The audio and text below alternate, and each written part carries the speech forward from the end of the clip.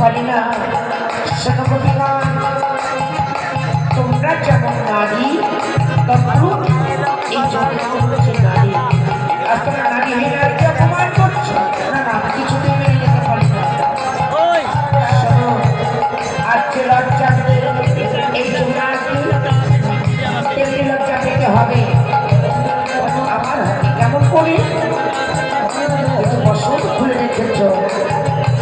আমি তোমাদের বসত চুরি করবো, কলসি নেবো, সর্বহারা করে ছাড়বো। দেখি কেমন করে তোমরা নিয়ে ফিরে যাও। এদিকে কবিগণ স্নানে মাত্র